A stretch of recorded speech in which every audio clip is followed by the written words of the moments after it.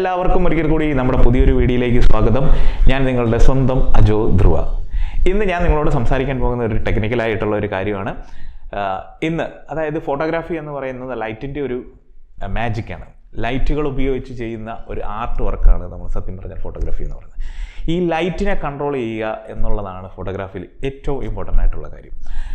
ലൈറ്റിൻ്റെ ചില പ്രത്യേകത ഉണ്ട്. അത് ബേസിക് ഫിസിക്സ് ആണ്. നിങ്ങൾ ചെറിയ ക്ലാസ്സുകളിലൊക്കെ പഠിച്ചിട്ടുള്ള ലൈറ്റിൻ്റെ രണ്ട് പ്രത്യേകതകൾ ആണ് മെയിൻലി ഫോട്ടോഗ്രാഫിയിൽ ഉപയോഗിക്കുന്നത്.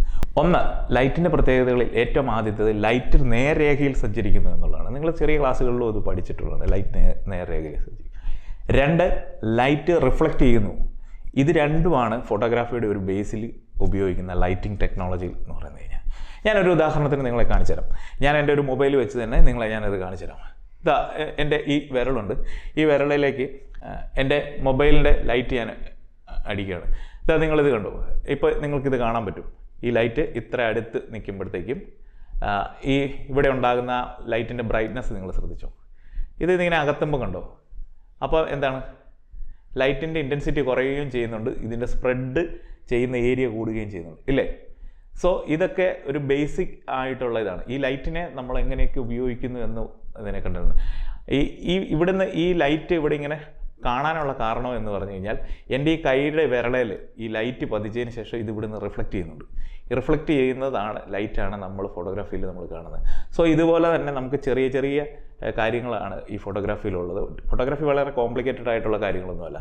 പിന്നെ ഈ ലൈറ്റിൻ്റെ ആംഗിൾസ് മാറുന്നതനുസരിച്ച് ലൈറ്റിൻ്റെ വ്യത്യാസവും വരുന്നുണ്ടോ.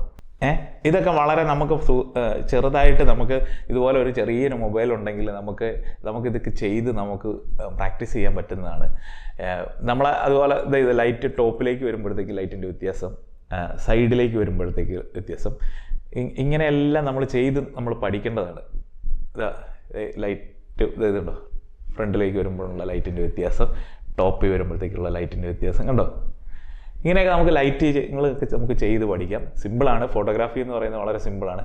ഈ ചെറിയ ഒരു ലൈറ്റ് വലിയൊരു മീഡിയത്തിലേക്ക് മാറുമ്പോഴത്തേക്ക്, അതായത് ഒരു ഹ്യൂമൻ ബോഡിയിൽ എങ്ങനെ വരുമ്പോഴത്തേക്ക് ലൈറ്റ് എങ്ങനെയൊക്കെ റിഫ്ലക്റ്റ് ചെയ്യുന്നു, ലൈറ്റ് എങ്ങനെയൊക്കെ ഉപയോഗിക്കാൻ പറ്റുന്നതൊക്കെ നമുക്ക് ചെറിയ രീതിയിലൊക്കെ നമുക്കിരുന്ന് ചെയ്യാം. ഞാനിങ്ങനെയാണ് ഇരുന്ന ഫോട്ടോഗ്രാഫിയിൽ ലൈറ്റിങ് ഓരോ സൈഡിലേക്ക് ഓരോ ആംഗിളിലേക്ക് ചേർന്നാൽ എങ്ങനെയായിരിക്കും, അടുത്തോട്ട് വന്നാൽ എങ്ങനെയായിരിക്കും, അകന്ന് പോയാൽ എങ്ങനെയായിരിക്കും, ഇങ്ങനെയൊക്കെ ഞാൻ പഠിച്ചത് ഈ ഒരു ചെറിയ ടിപ്പാണ്. ഈ ടിപ്പ് നിങ്ങൾക്ക് ഉപയോഗിക്കാവുന്നതാണ്. അപ്പോൾ ഈ വീഡിയോയെക്കുറിച്ചുള്ള നിങ്ങളുടെ അഭിപ്രായങ്ങളും നിർദ്ദേശങ്ങളും ഒക്കെ എഴുതി അറിയിക്കുക.